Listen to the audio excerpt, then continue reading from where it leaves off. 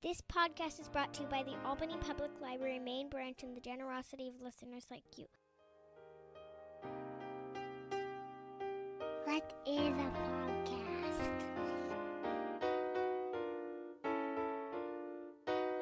God, Daddy, these people talk as much as you do.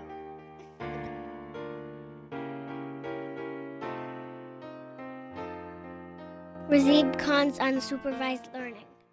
Thanks for listening to the ungated version of the Unsupervised Learning podcast. If you want to read some essays on some of these topics, please check out razib.substack.com. Again, that's razib.substack.com. Thank you. You know that genetics plays a huge role in our health, and more people are using genetic testing to determine risk for diseases like cancer for themselves and their kids than ever before. So I want to tell you about Orchid. It's the only company that does whole genome testing for embryos, testing before your child is born. If you're doing IVF, this is a clear choice now because now you can reduce risk for thousands of single gene disorders, including heritable forms of autism, pediatric cancers, and birth defects.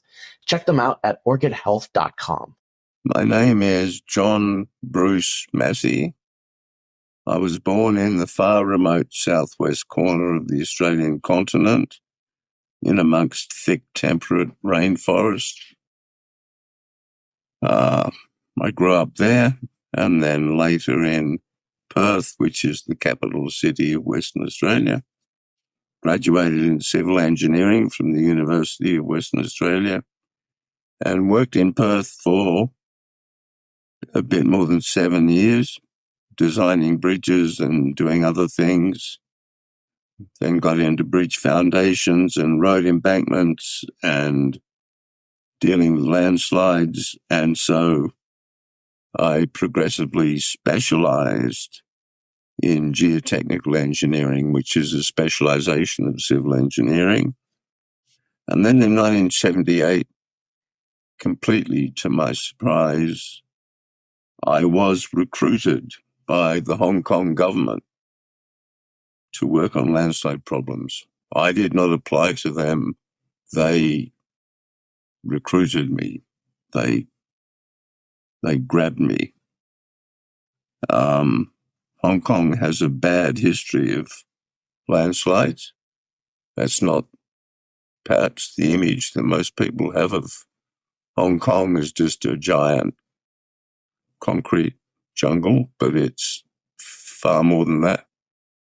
And it has, on average, about 300 landslides every year. So I worked for the Hong Kong government from 1978 on landslide problems and then other things as well for 31 years. I came to Hong Kong for 2.5 years. I ended up working for the government here for 31 years. I retired from government in 2009 at the mandatory retirement age of 60. I then just had to serve a 2-year sanitation period where I was not committed to work for anybody because of all of my top secret stuff that I knew from the government. And then I joined an American-parented multinational consulting company. It's, I think, the largest engineering and architectural consultancy in the world. Now, it has its headquarters in LA, but it has an office in Hong Kong with 3,500 staff. I'm now rapidly heading for the age of 72, but I'm still working part-time. It's great. You've obviously had a lot of experiences that's pretty different from a lot of other people, John. So the reason I had you on the podcast is, we've known each other through the internet for almost 20 years now, since the beginning of my blog, and you've been commenting on a variety of topics, kind of bringing your analytical engineering mind to things. The first thing I want to talk to you about is, you've been in Hong Kong for a while now, and we started having discussions last winter about coronavirus and COVID-19. and you had a lot of things to say, partly because people in Hong Kong have had some experiences, obviously, with these sorts of issues over the last generation, and the reaction was pretty quick and pretty rapid. And, you know, I feel like here in the United States, for the first couple of months, we heard a lot about Hong Kong. We heard a lot about Taiwan, to some extent Singapore, Japan, South Korea. And we've kind of been focused on our own vaccination drives and whatnot of late. And we kind of took our eye off the ball on what's happening in East Asia. So could you tell me the current situation with COVID-19 coronavirus and what life in Hong Kong is like right now? It's very strange. We got our first cases to mainland Chinese who were visiting Hong Kong were found to be infected on 23rd of January 2020. Everybody in Hong Kong immediately started wearing face masks. No one told them to, they just did it. Because everybody had very painful memories of the SARS epidemic in 2003. And the whole population has continued to be very compliant with mask wearing. And I think it's fair to say that we've got through it fairly lightly. We've had a couple of waves. The maximum daily confirmed cases was 150. We're now back down to, yesterday we had only 3 confirmed cases and they were all traceable. We like those ones because we know how they got infected. We don't like the untraceable ones because that means there are silent chains of transmission in the community and we don't know where they are.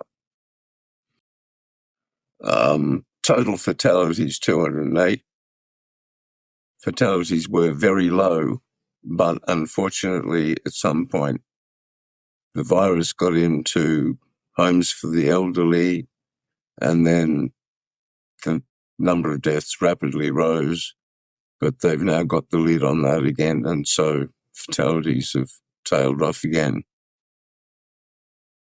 So, and we have had no lockdowns. No lockdowns. We've had social distancing measures, gymnasiums closed, restaurants closed, bars closed, but we've had no total lockdowns. Largely, life has gone on pretty much normally. But of course, no international travel. But the really strange thing is that 2 months ago, shipments of vaccines arrived.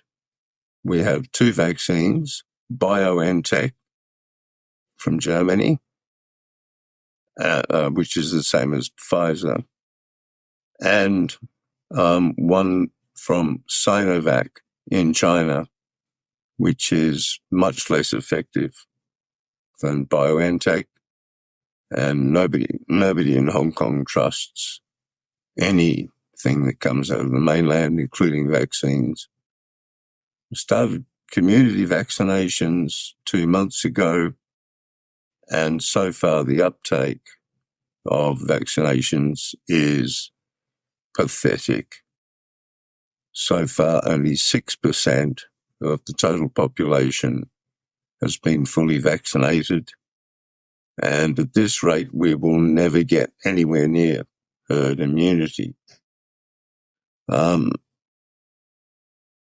ponder why there is so much vaccine hesitancy in Hong Kong, because we don't have a big group of anti-vaxxers in Hong Kong. Normally, Hong Kong people all get their shots. They all send their kids to get their shots. But they're very hesitant about these vaccines, both of them. I can only put it down to the fact that they are new and regarded as relatively untried. They were produced very quickly. There have been a lot of scare stories circulating, both in the mainstream media, who've done a very bad job of sensationalizing people dying after being vaccinated when there's no connection, and wild stories circulating on social media. And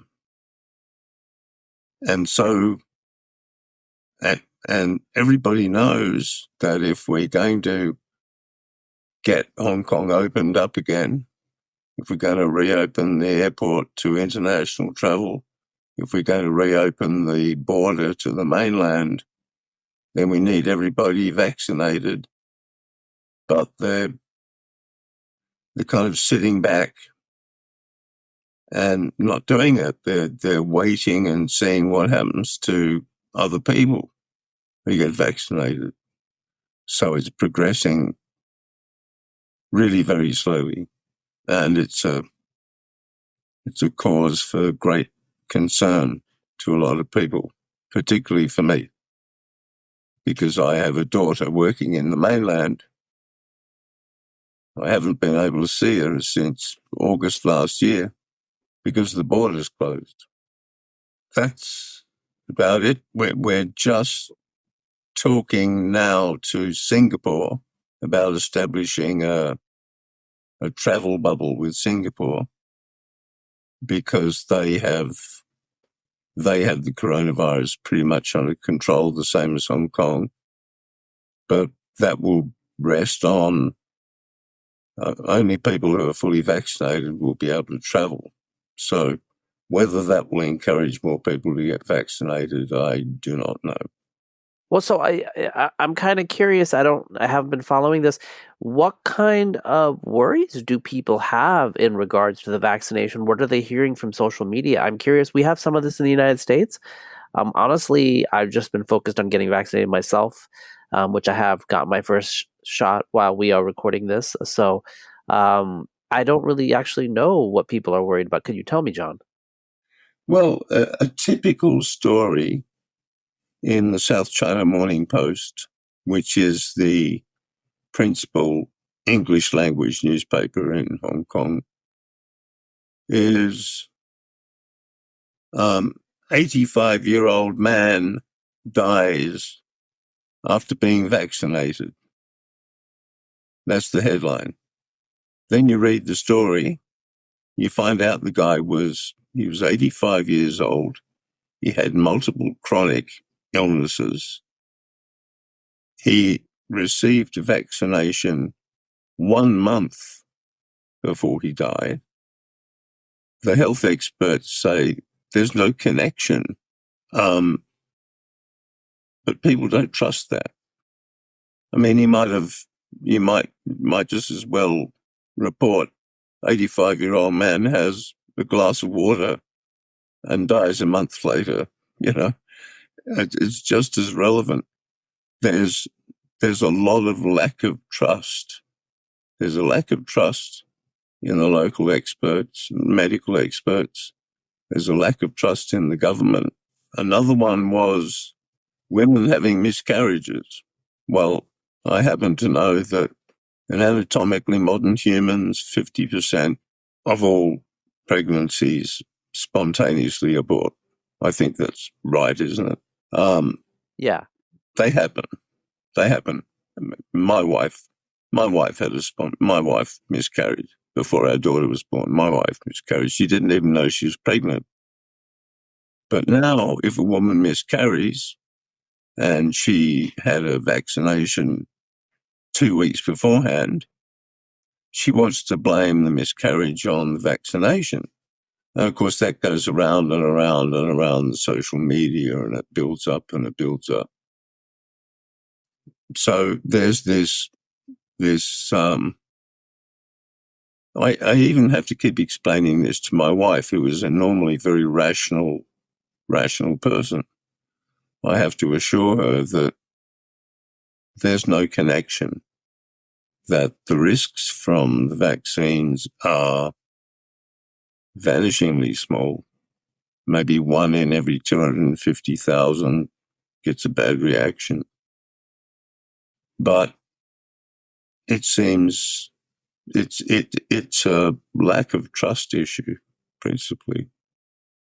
Local people, they no longer trust the Hong Kong government, and they no longer trust the panel of very distinguished medical experts and scientific experts who are advising the government. They just don't believe them. They won't take their word for anything. So everyone's sitting back and waiting to see what happens. And as long as they don't get vaccinated, nothing is going to happen. The airport's going to stay closed.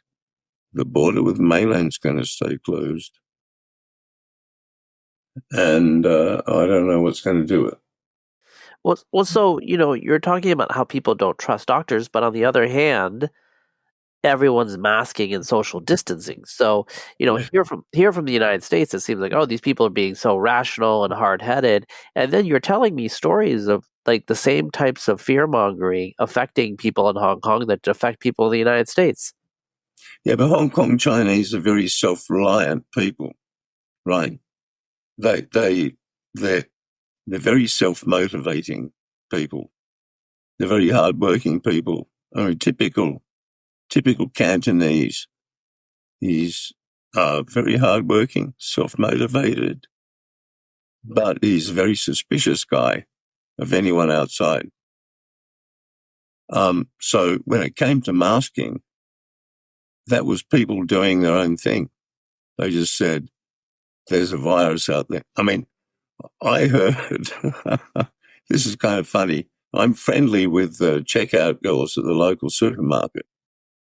I went to the supermarket one day in early January 2020, long before we had our first case. And one of the checkout girls that I was friendly with, she was wearing a mask. And she said, "Hi, John." And I said, "Hi." And she said, "John, be careful. There is a virus." And she was wearing a mask. And that was like the first week of January 2020.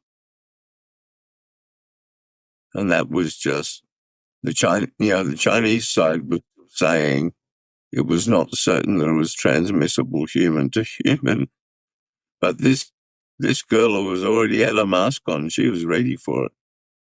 So they're very self-motivating, and they're very compliant. And social distancing measures, yes, that makes sense to them. So they are mostly obedient to the self-distancing measures.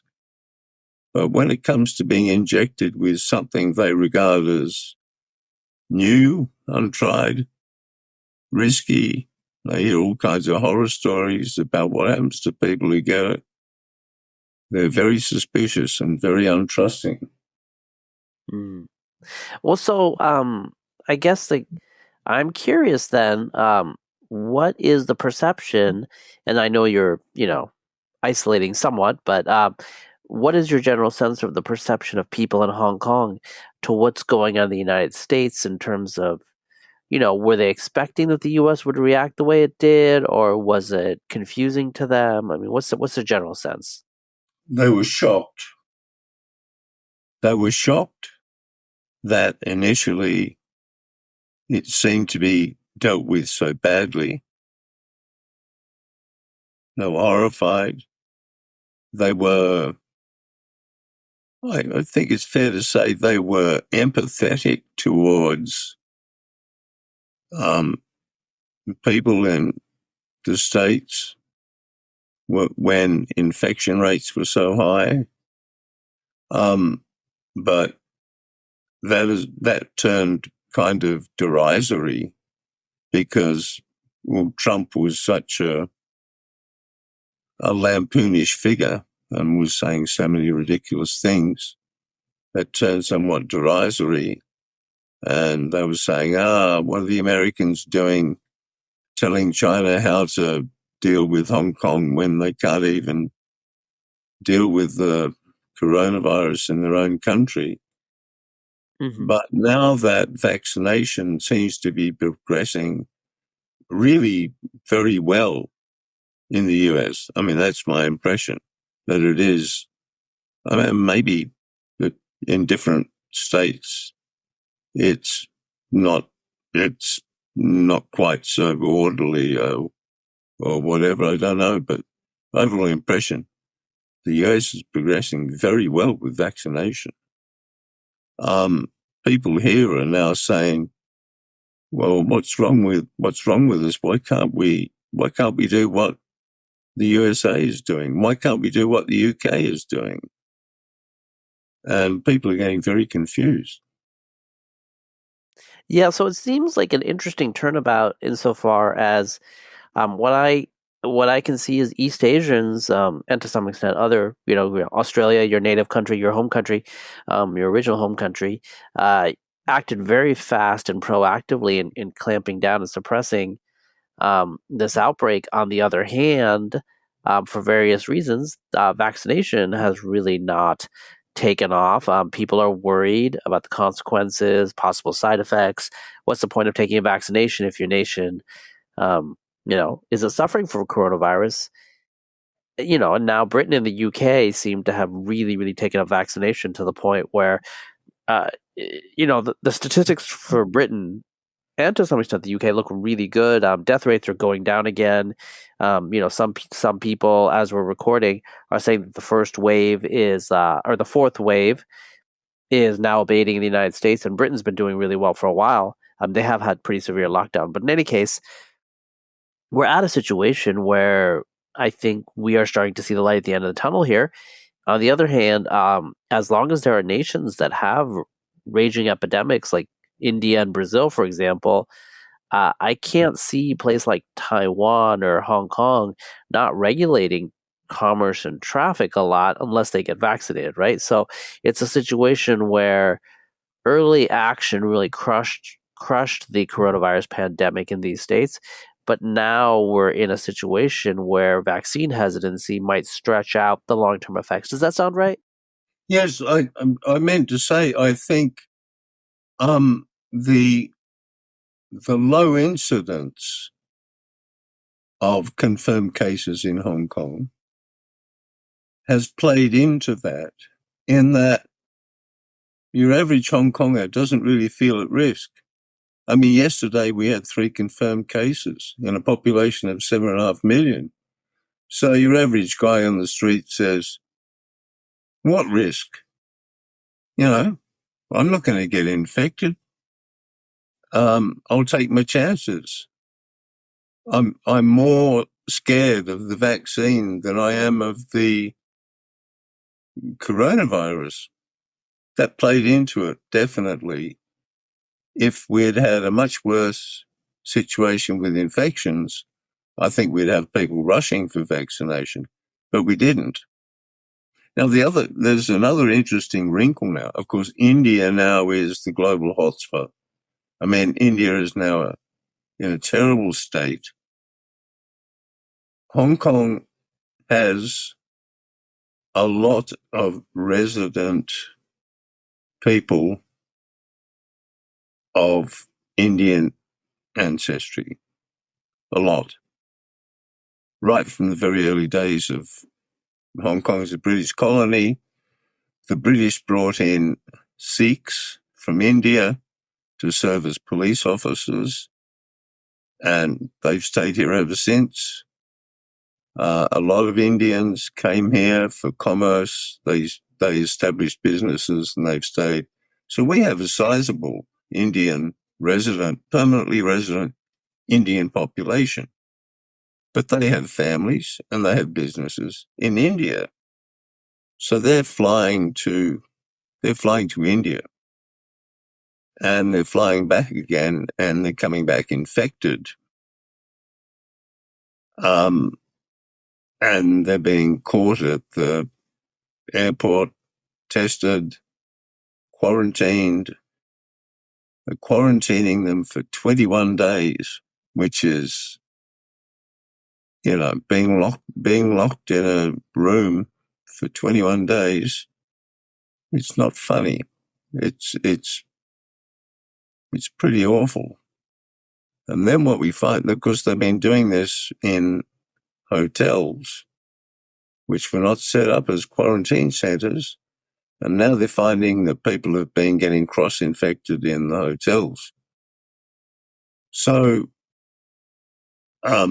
we can't, in all conscience, we can't refuse to allow these people from India, lesser extent Pakistan, small number from Bangladesh. We can't refuse them entry because they're Hong Kong people. They're Hong Kong residents. They are our citizens. So a moral government cannot, say to its own citizens, sorry, you chose to leave, you can't come back. But we now have very large numbers of people returning to Hong Kong by air and who are socially turning out to be infected with all of the more nasty variants that are cropping up. We've got quarantine camps for local people to go to, but for incoming air travelers, we put them in these hotels. And now we just discovered, big discovery, that we've got cross-infection happening in the hotels. So we've actually got people arriving who are not infected, being put into quarantine for 21 days in a room next to a family of people who are infected, and they're getting infected while they're in quarantine. So someone's going to have to do a very quick rethink about that. Yeah, I mean it's a difficult situation. I think one thing that I have to say about the coronavirus pandemic is one size fits all solutions and also diagnoses and characterizations of its dynamics. This one's got some fight in it in terms of like the various mutations, and we still don't know here in the United States at least, like who becomes a super spreader, what is a super spreader event. Like we know, okay, indoors, but there's just like so many different variables to deal with that it's really difficult sometimes. And I'm just glad that East Asia as a whole has generally figured out what's going on and how to manage it. Now I want to ask you another question though. You've been living in Hong Kong for, it's been like 4 decades, right? Yeah, I came in 78, so 32, yeah. Okay, so I mean that's a fair amount of time. I mean, you've lived through the handover, Yeah. and obviously there have been protests and there's all this political tumult now. Living there, and I know it's different when you are there, but I mean, what have you seen in terms of the changes? So, for example, I have heard people say that Cantonese nationalism or subnationalism, whatever you want to call it, is starting to become more and more prominent because of conflicts with the mainland. Like, have you seen these sorts of dynamics, these cultural changes happening? Well, this has been a groundswell all along, really, ever since the handover in 97. The government said Hong Kong has 2 official languages, Chinese and English, but it doesn't say what sort of Chinese. It adheres to traditional characters, not simplified characters. But when the government said, well, the official spoken version of Chinese in Hong Kong is Mandarin, there was an uproar. They said, no, in Hong Kong we speak Cantonese. The majority of Hong Kong people regard themselves as Hong Kongers. not Chinese. Mm-hmm. And there are clear cultural differences. You can, if you see a group of mainlanders on the street in Hong Kong, you can pick them a mile off because the way they behave, the cultural differences are very strong because Hong Kong is developed in one direction and the mainland is developed very quickly in a different direction. There are a lot of nouveau riche in the mainland. They're no longer the poor cousins. Hong Kong people are now the poor cousins. So there's some resentment about that. So part of the population, or certainly not all. I mean, my daughter is a rabid pro-Beijing supporter. She's only half Chinese. Part of the population, people will argue what proportion. I would estimate that about 40% of Hong Kong Chinese are anti-Beijing and about 60% are pro-Beijing. Or, they're ambivalent. They're not. Well, they're not so strong. I feel that in the United States, we tend to hear from the anti-Beijing side, Yes. not so much from the pro-Beijing side. Do you think there's a little bit of bias in the press reporting then? I think the overseas press reporting during the riots that were occurring principally in the second half of 2019, the overseas press reporting was heavily biased, very heavily biased towards the so-called pro-democracy demonstrators and very heavily biased against the authorities and against the Hong Kong police, who were portrayed as brutal. The Hong Kong cops are actually very restrained. I've got a lot of time for the cops in Hong Kong because in my job working with landslides, I was often, out at 3 a.m. in torrential rain, getting roads closed or evacuating buildings. And I was working with coppers, policemen. If I needed a building evacuated, they would say, you just tell us you want them out, we'll get them out. And I developed a lot of respect for the Hong Kong police. I like them. I've got a lot of friends in the police. And they were painted in the overseas media as crushing these peaceful demonstrators. That was very heavily biased, and it was unfair. Yes, a lot of the protesters were peaceful, but there was a hardcore of, I guess, around 10,000 or so violent extremists who were running around Hong Kong, causing huge amounts of damage, beating people up, doxing people, throwing petrol bombs, manufacturing very unstable high explosives, making bombs, detonating bombs in public places. There were guys standing on highway overpasses, lighting Molotov cocktails and trying to drop them on cars passing underneath. They didn't know who was driving those cars. They could have been pro-Beijing or anti-Beijing drivers. They didn't know. They just thought it was great fun dropping firebombs on cars.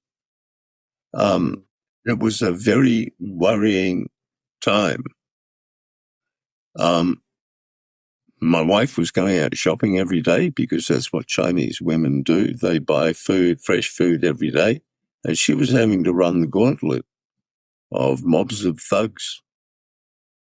And if she looked sideways at them, they would ask her, "What are you looking at?" And it was nasty. I mean, I was driving around, and they would have smashed all the traffic lights in very busy traffic intersections, and all the traffic lights were smashed.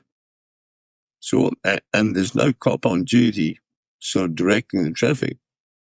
So all the drivers are sitting there sort of gesticulating, saying, do you go now or do I go now? Miraculously, there were no serious traffic accidents because of that.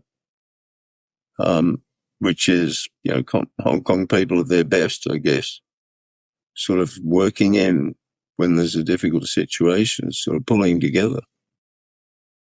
But it was a very, very worrying time because it was extremely violent and very damaging to the infrastructure. They were going to where people live, and they were hurling Molotov cocktails at their windows. Mm-hmm. It was, and the Hong Kong government, it was out of the control of the Hong Kong government effectively for 6 months. Mm-hmm. The Hong Kong police force ran Hong Kong because Hong Kong's chief executive just went and hid. She hid under a bed. She disappeared, missing in action. So the cops were running the place for 6 months. And they were under the circumstances, they were very restrained, but they got some very bad press overseas. It was very unfair. Well, so I have a question. I know there's some conspiracy theories about who's pushing the protests and encouraging them. What have you heard from the people you know in Hong Kong? What do people think? Oh, it's very, it's taken as fact. And in fact, the police have produced irrefutable proof that the violent protesters were being paid by foreign groups to go out and protest. If they went out and threw Molotov cocktails, they would get, if they did that, they would get 7,000 Hong Kong dollars. That was the going rate. And one of the NGOs that was fingered as supplying cash to the violent extremists was the NED, the National Establishment for Democracy, or whatever. It's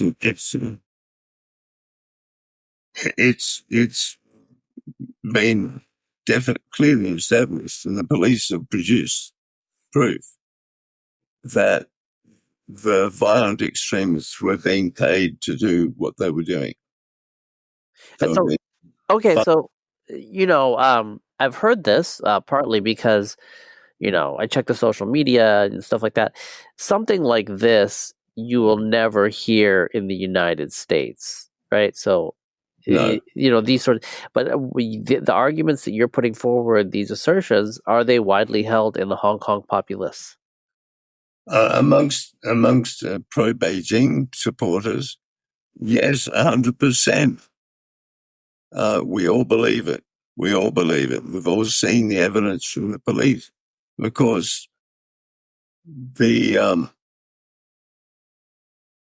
other side, they've now been silenced. They of course will not admit to any of this, but around about the end of 2019, beginning of 2020, it all died down. The police have arrested a very large number of people for acts of violence and vandalism and those cases are working their way through the courts. A lot of the ringleaders have fled from Hong Kong to various places. They've snuck out of Hong Kong in fast speedboats to try to evade the Marine Police and the Chinese Coast Guard. And they've gone to Taiwan, and they've gone to UK, USA, Australia, Germany. So we now have the situation that there's no effective opposition at all, which is, we've gone from a situation where the opposition to the government was really over the top and too combative, and now we've gone to the opposite extreme of there is no opposition at all. They're all too scared to say anything. China passed the new national security law that applies to Hong Kong, which forbids acts of subversion, sedition, domestic terrorism, and collusion with foreign forces. And anyone guilty of any of those offences, the maximum penalty is life imprisonment. So now, and nobody seems sure where those red lines are and what they would need to do to cross them. So now they're too scared to say anything, and they've all gone underground. Do you see yourself as a pro-Beijing person? Yeah. And how did you are an Australian, a Western person by origin. How did you come to this position, and what does that entail? Like, what does it mean to be pro-Beijing?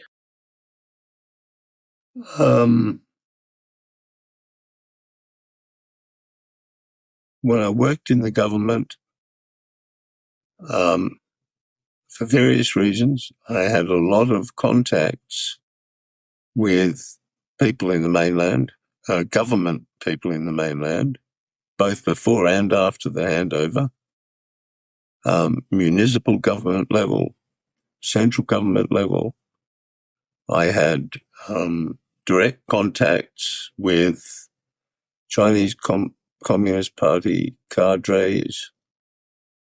I had a lot of very frank discussions with those people. They were always friendly, charming, couldn't be nicer. So I was looking for all of these evil communists. I couldn't find any. And my view was that, yes, China had a lot of problems, environmental problems, human rights problems, all kinds of problems, but give them a chance. The Cultural Revolution only ended in 1976. Give them a chance to mature as a country, and don't paint them as all black, because if you paint them as all black, and if you isolate them instead of the Bill Clinton policy of active engagement, it's just going to wind up back in another terrible Cold War. Yeah, I can see that. So I've always had when I say I'm pro-Beijing to this extent. I'm open to what they're doing, and I'm willing to give them a fair hearing without any big priors. Yeah, I mean, Okay. my wife's family in 1949. All of the men in my wife's family were pushed into big open graves and buried alive by the communists. Wow. My wife's father escaped by the skin of his teeth. trekked overland he came from Weihai, which is on the northern coast of the peninsula that juts out from Shandong province. He walked from there to Shanghai, if you can imagine that. He was a young man then, of course. Stealing food along the way to stay alive. In Shanghai, he stowed away on a ship to Hong Kong, stole food on the ship to stay alive. He snuck off the ship when he got to Hong Kong. And he tried to find a job. And he couldn't because he only spoke a dialect of Mandarin, and people in Hong Kong were only hiring Cantonese speakers. The only people who were hiring Mandarin speakers were the Royal Hong Kong Police Force. So what did he do? He joined the police. Yeah. So he went from being an illegal immigrant to being out on the beat and trying to catch people just like him, which I think is terribly funny, really very funny. But he was a good cop. He was a good, honest cop. So, my wife's family was dispossessed by the communists, but that was a very long time ago. And China has changed a great deal in that time. And people should give it a chance to change. They're improving things. Well, in terms of changes, I want to close out with talking about Australia, which is the country of your birth, your country of your origin. 25 million, 26 million people in the South Pacific, between the South Pacific and the Indian Ocean. What is the future for Australia in East Asia or Pacific Rim dominated by China? It's obviously has connections to New Zealand and England and the Anglosphere in general, but now it's oriented economically to China, and that just seems a really weird position to be in. Okay. Well, we've gone from Australia having a good trading relationship with China. China became Australia's largest trading partner in 2010, and everything was going very nicely. China has a trade deficit with Australia, which is the opposite of the usual thing. But animosity towards China has been steadily growing in Australia. Not completely without reason. They've had some reasons. But they've been kind of very undiplomatic in the way that they've responded to things, as opposed to the way that New Zealanders dealt with the same things. New Zealanders, very often it's not what you say to someone, it's the way that you say it.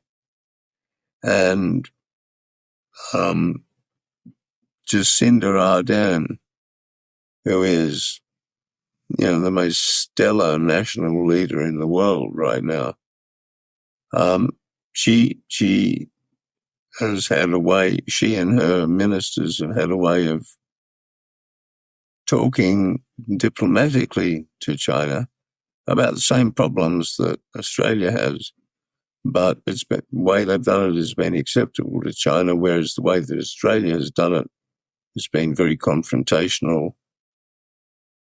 and aggressive, and the trade relationship has deteriorated very badly, especially since Australia locked Huawei out of its 5G network, locked them out on security grounds. That was the first thing. That was the first big thing.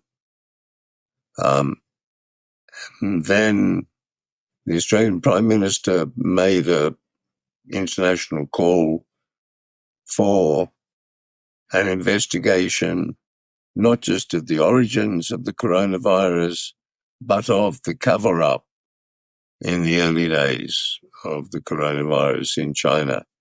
And he did that without first discussing it with the Chinese, and they took that very badly. Yeah. And things have just gone south since then. But recently, this past week, the Chinese have decided that this is not good. They need to rebuild the relationship with Australia. So they've been trying to talk to Australia in very diplomatic, friendly language, saying, look, this is no good. We should be friends. Let's get back onto a friendly footing. And you know what the response in Australia to that has been? They've put out a call to Australians to expect that they may have to go to war against China. I mean, how realistic is that here, though? We're talking a nation of 25 million people Yeah, versus a nation of 1.4 billion. I mean, this sort of it's belligerence, it seems like play acting. it's well, 26 million people against the country that now has the world's largest navy, and which is 4,500 miles to the north. There is zero chance that China would ever try to invade Australia. So this is not a defensive posture. This is an aggressive posture. What the Australians are talking about is sending troops to the South China Sea. Well, they're not going to do that. They're not going to do that by themselves. They wouldn't last 5 seconds. But they're obviously anticipating that they would do that as the good old ally of the United States of America. Australia has fought in, as I think Obama said, Australia has fought alongside the USA in every war since World War II. Every single one. Australia has been fighting side by side with the USA. It's a very strong military alliance. And the Australians are saying this, anticipating that the USA is gearing up for war with China.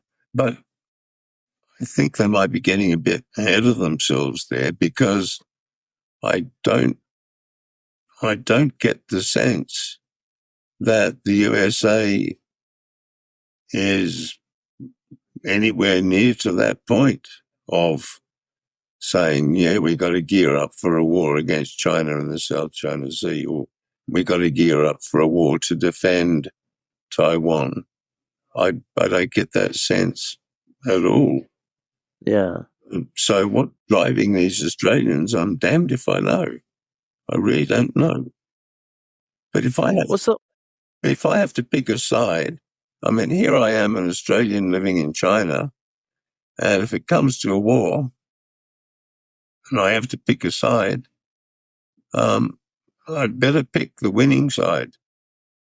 And the winning side will be China.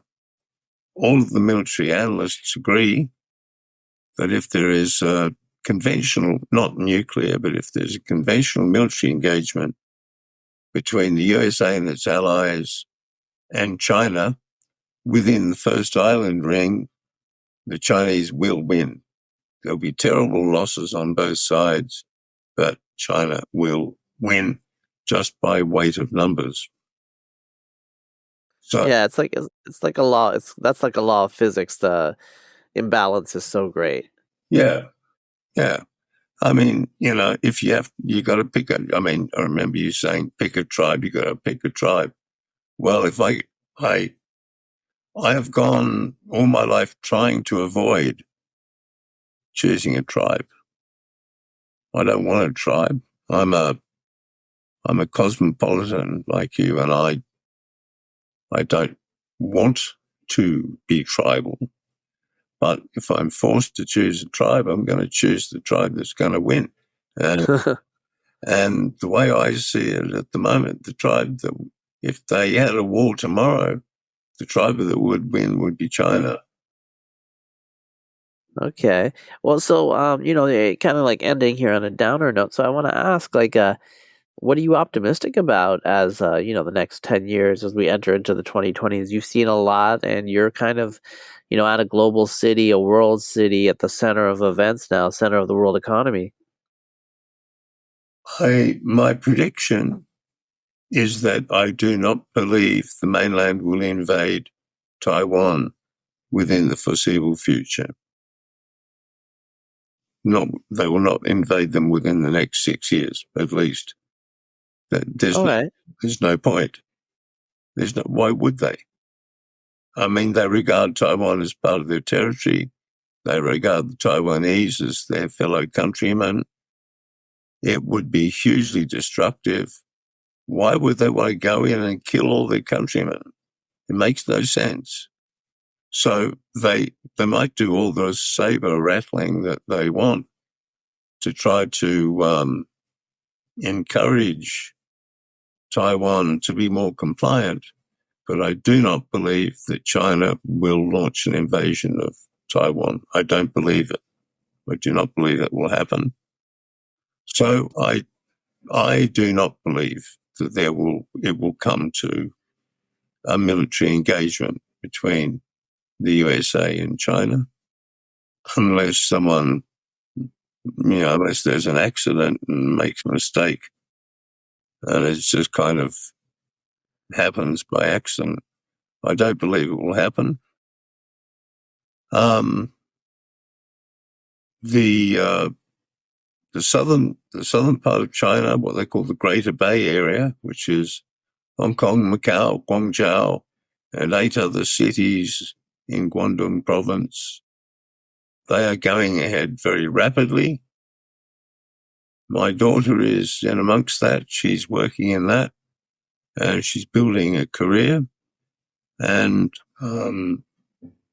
I see a good future for her. She's accepted as Chinese by mainlanders. As far as they're concerned, she's Chinese. Even though she's only half Chinese, but they accept her as Chinese. She speaks Mandarin. She can read and write Chinese characters, both traditional and simplified. She has no problem with mainland Chinese. So I see a good future for her. China has the coronavirus under control.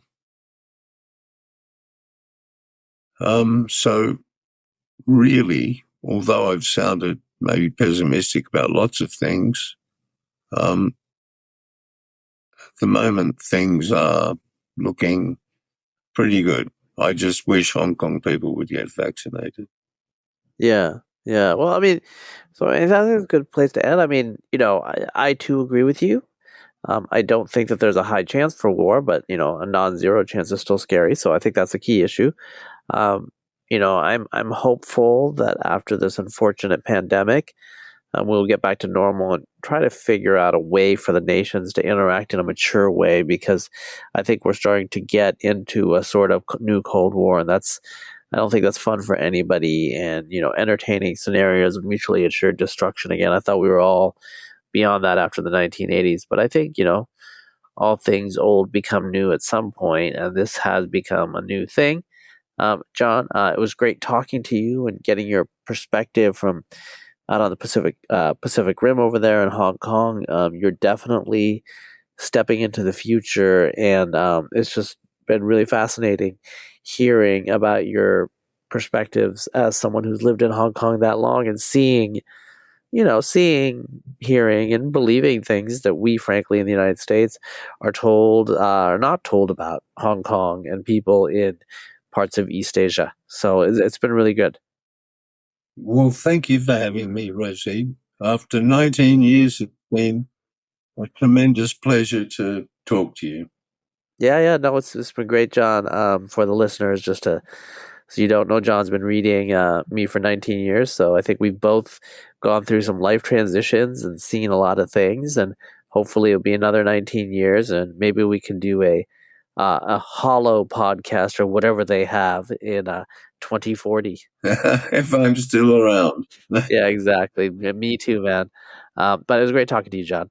You too. Thanks, Razib. Whole genome sequencing is used for adults and children every day to assess risk for thousands of diseases. Orchid, a genetics company led by scientists from Stanford, is able to do this for IVF embryos. Now, instead of waiting for a diagnosis, parents can assess if their embryos have genetic variants known to cause severe conditions before their child's even born. No other tests can detect these issues so thoroughly or so early. So check them out at orchidhealth.com.